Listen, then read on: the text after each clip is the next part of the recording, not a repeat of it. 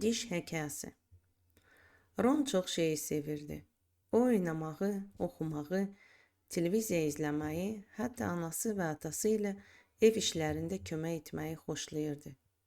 Amma bir şey var idi ki, onu heç cür sevmirdi və bacardıqca ondan qaçırdı. Bu, dişlərini fırçalamaqdı.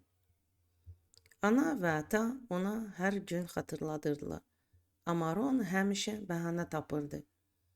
Axşam dişlərini fırçalamadan yatağa girirdi. Səhər isə sadəcə fırçanı kranın altında isladıb ucadan deyirdi: "Artıq fırçaladım." Beləcə o düşünürdü ki, hamısını anladır. Amma bir səhər Ron oyandı və gördü ki, dişi ağrıyır. Əvvəlcə əhəmiyyət vermədi. Amma dərsdə fikrini toplamaq çətin oldu. Axşam isə almasını dişləyə bilmədi. "Sənə nə olub, Ron?" təəccüblə soruşdu ata. "Dişim ağrıyır," pıçıldadı o. Ana gözləmədi və dərhal onu stomatoloqa apardı. Həkim böyük kresloda onu oturtdu və dedi: "Göstər görüm, ağzını aç, baxaq burada nə var."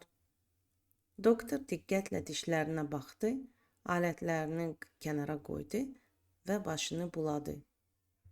"De görüm dostum, sən dişlərini fırçalayırsan?" Ron başı ilə təsdiq etdi, amma dərhal qızardı. Həkim gülümsəyərək soruşdu: "De görüm, anan yeməkdən sonra boşqabı yuyur, yoxsa çirkli boşqabda yenidən yemək verir?"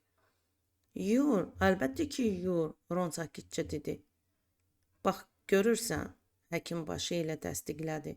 "Dişlər də elədir.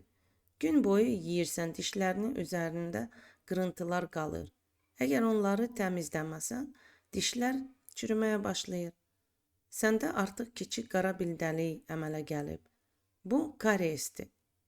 Əgər dişlərini fırçalamasan, belə dəliklər çox olacaq. Bu və bir gün dişlərini itirə bilərsən." Ron donub qaldı. O heç vaxt dişsiz qalmaq istəmirdi. Evə gələn kimi güzgüyə qaçdı. O gördü ki, həkim dəliyi doldurub və dişi indi möhkəm görünür. Amma Ron başa düşdü. Artıq dişlərində belə yamaqların olmasını istəmir. O vaxtdan etibarən hər səhər və hər axşam ilk işi diş fırçasını götürmək və dişlərini yaxşıca fırçalamaq oldu. Hətta unutmasın deyə özü üçün telefonda siqnal da qurdu.